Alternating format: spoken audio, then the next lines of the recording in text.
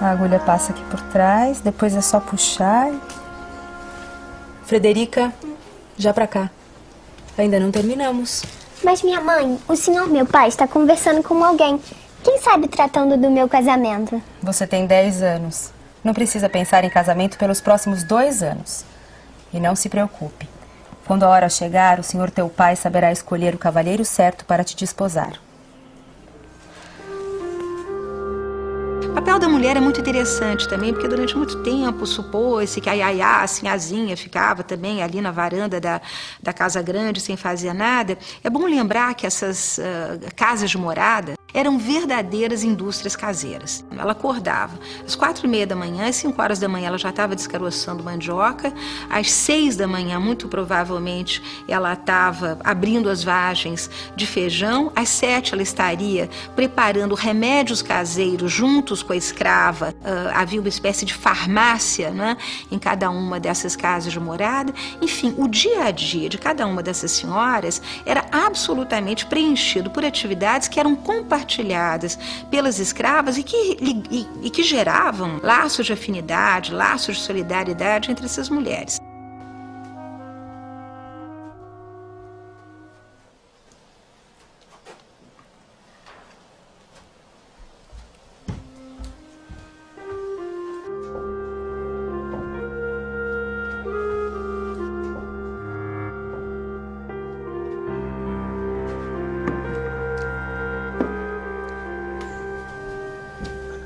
Leôncio, Leôncio, quantas vezes já te falei que o limite das tuas terras é aquele maldito córrego.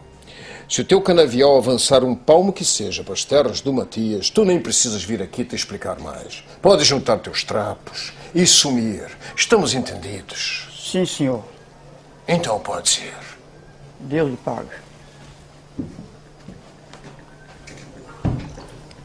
A grande figura da família patriarcal é certamente o pater familias, aquele homem que concentrava a mais absoluta autoridade. Autoridade sobre a família, autoridade sobre os agregados, os colonos, enfim, a parentela.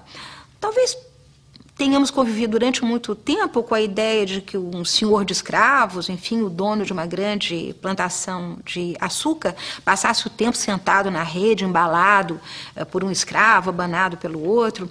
A realidade, hoje, sabemos, a partir de vários estudos, não foi bem essa.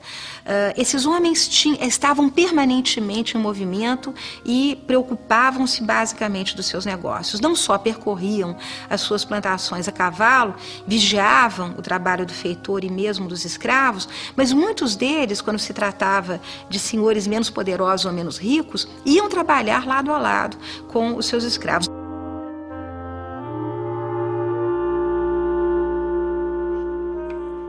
que quero de ti? És uma selvagem maravilhosa. És incrível. Isso, foi o padre que chegou aí? Louvado seja Nosso Senhor. Podemos finalmente começar a moenda? Infelizmente não, senhor.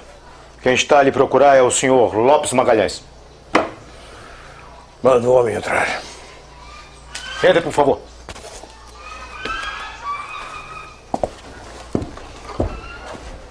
Louvado seja o nome de Nosso Senhor Jesus Cristo. Para sempre. Sente-se, por favor.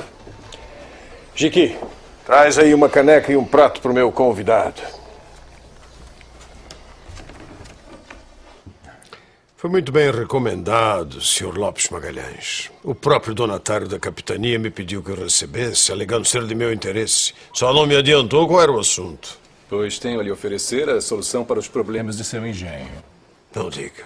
Então sabe rezar missa? Pois é de um padre que necessito neste momento. Um padre? Sim, amanhã é dia da botada, primeiro dia de moagem da cana.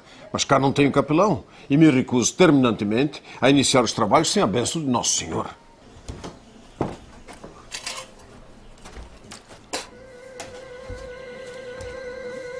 Que mal pergunto, o que houve com seu capelão? Foi trucidado pelos gentios, escravos aqui do próprio engenho.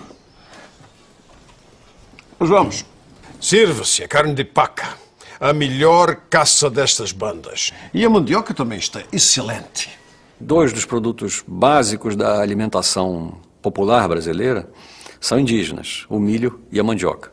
né? O milho foi domesticado na América, a mandioca também, na Amazônia. Outras plantas domesticadas pelos índios se tornaram parte integrante da dieta brasileira e, na verdade, mundial, como o amendoim, o tomate, que não é brasileiro, mas é mexicano, a batata, que não é brasileira, mas é peruana e colombiana.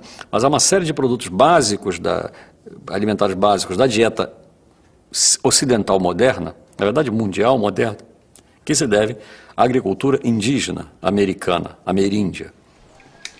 Mas o Sr. Barreto falava do capelão. Ah, sim. O infeliz me emprenhou uma índia. Não foi o primeiro homem de Deus a deitar-se com uma selvagem, e certamente não será o último. Mas esse foi além. Deitou-se com outras. E pior, fez intriga. Falou mal de uma para outra. O resultado é que, uma certa noite, 3 negros aqui da terra invadiram o quarto dele e, ó, foi-se o capelão. Agora, o pior prejuízo foi meu, não é? Pois tive que mandar matar aqueles 3, que eram 3 dos meus escravos mais fortes, para dar exemplos aos demais. E a Índia prenha, que fim levou? Ah, punida também. Mas foi uma lástima, porque era uma cozinheira de mão cheia. E no final ela que acabou na fornalha, esturricada. Antônio, já terminaste a limpeza deste arcabouço? Porque se eu precisar ir aí conferir o teu trabalho, vai sentir o peso da minha mão, hein? Então a moagem fica parada? Por certo. Até a chegada do novo padre. Já mandei buscar um lá na Sé. Esses religiosos, eles disputam verdadeiras bufetadas. Uma posição em qualquer engenho. Afinal, tem casa, comida e o dobro do salário. Sem falar nas belas escravas. Por certo. Só que desta vez eu já aprendi e não vou repetir o mesmo erro, não. O próximo capelão há de ter uma criada idosa. E, além disso, feia. Agora, me preocupa o atraso do homem, porque os meus funcionários já deveriam tê-lo trazido. Eu temo que tenham sido atacados pelos gentios. São os X, selvagens da região? O quê? Esta região está infestada de aimorés. Um povo tão selvagem que até os bárbaros os chamam de mais bárbaros ainda. Então, bárbaro no século XVI, a expansão do cristianismo, a expansão da cultura europeia no mundo, é aquele que não é cristão, que não conhece a Deus, não teme a Deus. Esse é a principal elemento do barbarismo. A partir do momento que para o europeu era importante ter escravos indígenas, a descrição que eles fazem dos ritos indígenas vai valorizar o aspecto bárbaro, né? Porque a partir do momento que se caracterizava as tribos indígenas como bárbaros, antropófagas, não temente a Deus, ficava mais fácil escravizá-la. No idioma deles não tem as letras R, L e F. Portanto, eles não têm rei, lei nem fé. A língua tupi não pronunciava, não possuía 3 fonemas, 3 sons que tinham nas línguas, no português, no francês, que era o F, o R e o L. Esse trocadilho, digamos, esse tema, na verdade, tinha um fundamento real, né? Os jesuítas perceberam que eles não tinham fé, isto é, eles não eram capazes de serem convertidos duravelmente, precisamente porque eles não tinham rei, isto é, eles não possuíam uma autoridade, eles não tinham uma ideia de submissão a uma autoridade suprema. O tipo de crença, sobretudo, que os missionários traziam, uma crença fundada na obediência, uma crença fundada na abdicação completa da vontade e a entrega da vontade a uma entidade superior, era completamente estranha aos índios. Nós passamos maus bocados aqui enquanto eu levantava este engenho. Vivíamos cercados. Eles mataram muitos homens, muitos, que despedaçavam e depois devoravam. Mas hoje vivem em trégua? Sim, estamos negociando, não é? Os meus escravos são índios de corda, que os aimorés capturam, mas depois trocam comigo por machados, facas. Só que não sabemos quanto tempo esta trégua vai durar, porque a qualquer momento eles podem se levantar. O senhor está satisfeito com o trabalho desses negros da terra? São bons escravos? Bom, dentro de casa nem tenho do que me queixar, porque as índias são boas cozinheiras. Agora, hora lida pesada, não presta. Entre os gentios, o trabalho na lavoura é feito pelas mulheres. Os índios, os homens, são apenas guerreiros e caçadores. E por isso resistem tanto ao trabalho no canavial, percebe? Existe também o problema das mulheres, serem quem se dedicava à agricultura, Eu tenho minhas dúvidas. Boa parte do ciclo agrícola era de trabalho feminino.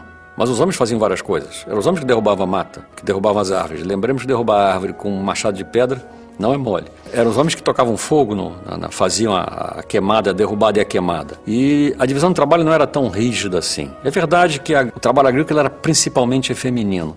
Mas o tipo de trabalho agrícola feito nas roças de mandioca indígena não tinha nada a ver, do ponto de vista das técnicas, tanto sociais quanto materiais de produção, com o que se fazia nas plantações de cana-de-açúcar de larga escala que os portugueses implantaram.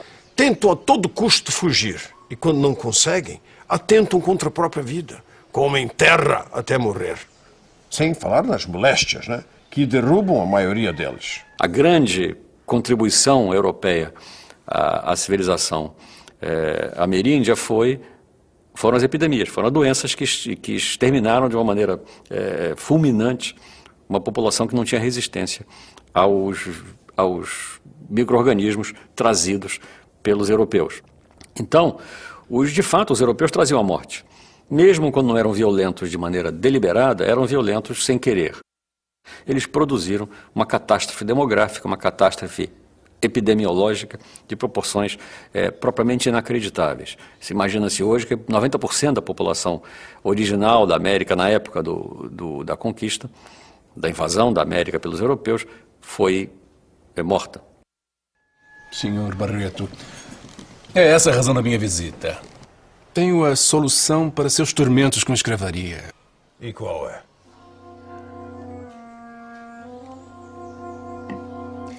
Negros da Guiné. Já tive a oportunidade de ver alguns lá no engenho do Conde. E, francamente, Sr. Lopes Magalhães, me causaram péssima impressão. Garanto que fazem melhores escravos do que os negros da terra. Pode ser, mas ainda assim a ideia não me agrada nem um pouco. Mas as vantagens são muitas. O senhor não terá que se preocupar com fugas, por exemplo. Afinal, os negros da Guiné estarão tão longe de casa que não terão para onde ir. Isso lá é verdade. Olha aqui. Mais um pio. Um pio só da tua boca. E vou te dar uma surra que nunca esquecerás. Queres experimentar? Que bom. Ele não vai mais nos incomodar. A vantagem do escravo africano é que ele podia ser mantido com mais facilidade na escravidão. O índio está no seu território. Você, para manter uma pessoa em escravidão, você precisa tirá-la de seu ambiente natural. É preciso que ela morra civilmente. É preciso que ela deixe de pertencer a um grupo. É preciso isolá-la. E é preciso mandá-la para longe. Para um país, para uma região onde se fale uma outra língua, com outros costumes, com outras tradições, com outra paisagem, com outra maneira de viver, de tal modo que ela tenha que reaprender a vida e seja dependente do seu senhor. O que aconteceu em grande parte com a escravidão ameríndia é que você, com raras exceções, isto ocorreu, é claro, mas por exceção, você não tirou o índio escravizado do Rio Grande do Sul e o levou para trabalhar no Pará, e pegou o índio escravizado no Pará e o levou para trabalhar no Rio Grande do Sul. Você, em geral, conservou o índio mais como escravizado, mais ou menos próximo da região onde ele sempre viveu. E ele era senhor desta região, fugia com rapidez e tinha todos os elementos de sobrevivência mais trabalhados, mais conhecidos do que o dos seus senhores brancos. Ao passo que o africano não. E era trazido para o Brasil, onde tudo era diferente para ele, onde tudo era estranho, onde ele tinha de reaprender a falar, reaprender a comer, reaprender a comportar-se, reaprender a viver, ele tinha de se renovar inteiramente, ele tinha de nascer de novo. Ele tinha morrido como Jalofo, como Moci, como Grunche, como Andongo, e tinha de renascer como escravo. Mas agora, e o custo do transporte desta gente, Sr. Lopes Magalhães? Porque os naturais da terra eu busco aqui no mato mesmo. Até quando? Os jesuítas estão a pressionar a coroa. Querem preservar o gentil para convertê-lo à fé católica. Por certo, né? Conquistar para o senhor almas de animais. Animais não, pior que animais. Porque animais não comem seus semelhantes. Mas a coroa já limitou o aprisamento de índios. Só podem ser capturados em guerra justa. Guerra declarada ou aprovada pelo governo geral. Que coroa? Esta coroa que não faz ideia de quanto custa a doçura do açúcar para quem o produz como nós.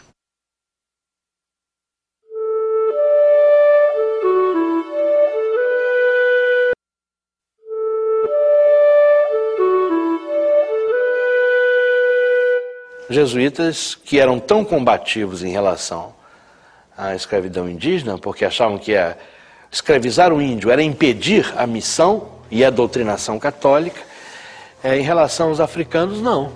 Eles achavam que, pelo contrário, a escravização podia ser um caminho para a cristianização desses boçais, diziam jesuítas, que viviam em terras onde o demônio os governava, não tinham noção nenhuma de divindade. Na realidade, a escravização deles era um caminho importantíssimo para a salvação espiritual. Claro que buscaram razões teológicas bem fundamentadas para justificar a escravização dos africanos, né? Mas, na realidade, se tratava de um compromisso dos jesuítas com o sistema colonial e com a escravidão. Que não podia ser indígena, porque comprometia a missionação, então teria que ser africano.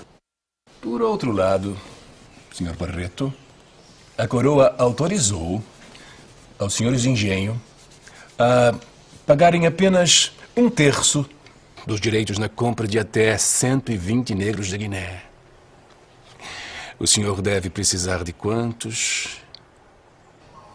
40, pouco mais ou menos?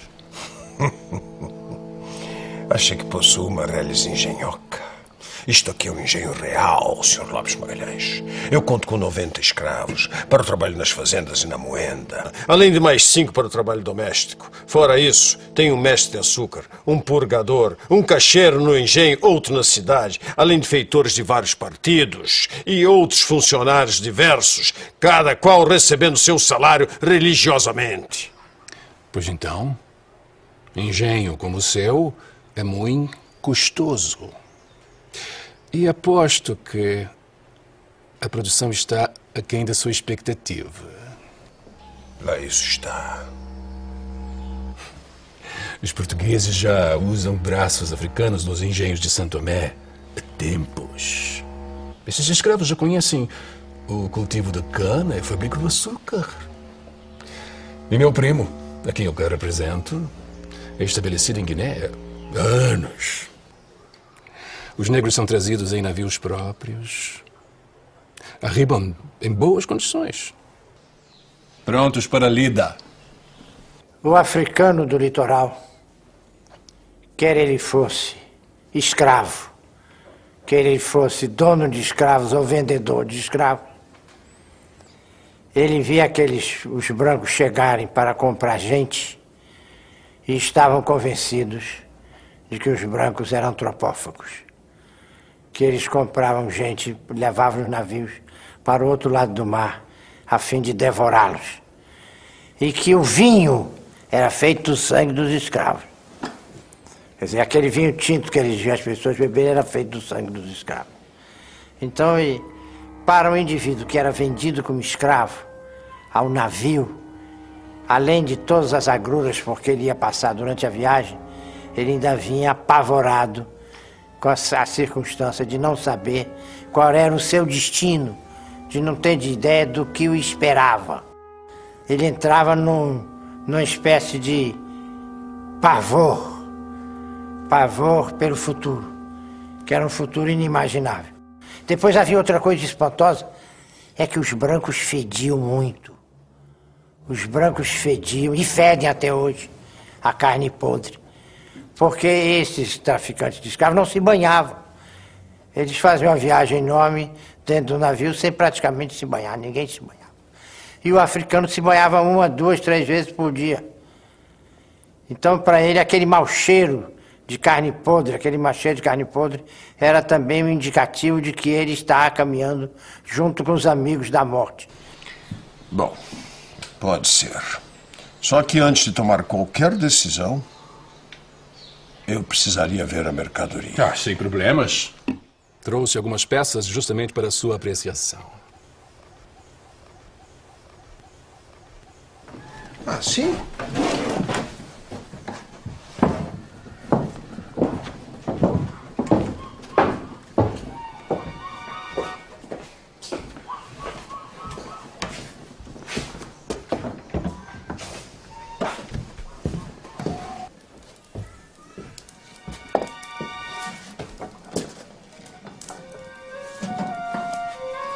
Ai, ai, ai, ai, ai.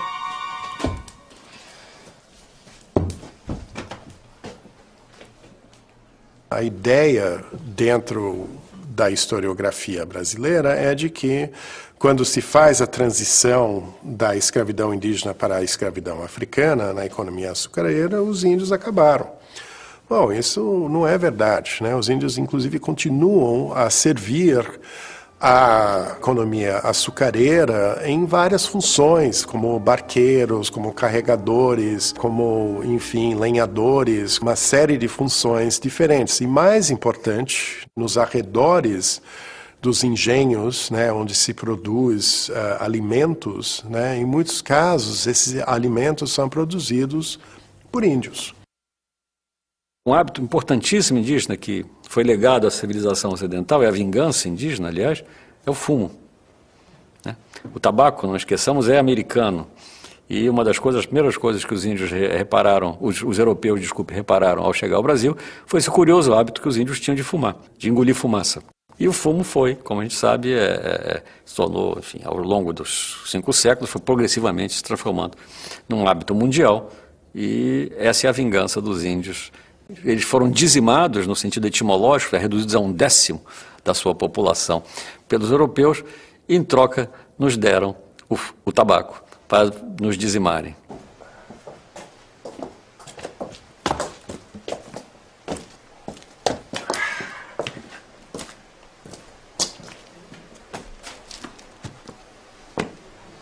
Entre 15 e 25 anos, vale 22 mil réis. Acima de 25 anos, custa menos. Meia peça.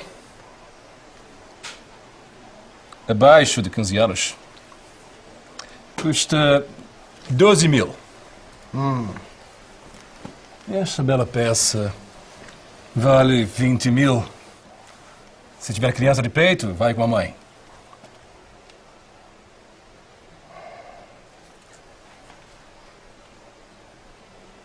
Então, Sr. Barreto, fechamos negócio? Em poucos meses, seu engenho estará se movendo com braços africanos. Senhor! Senhor! Louvado seja. É o padre, homem.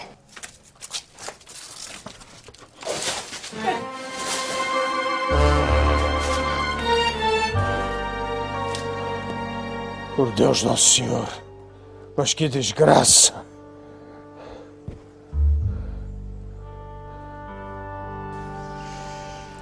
Frederica, já disse que o que acontece lá fora não lhe diz respeito.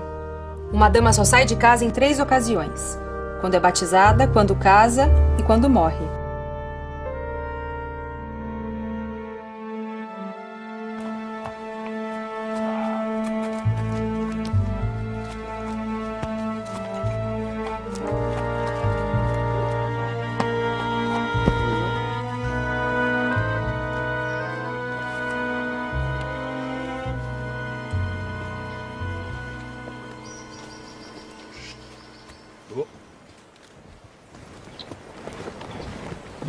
Daqui a 2 dias, iremos ao engenho Santa Maria. Espero que possa nos ajudar.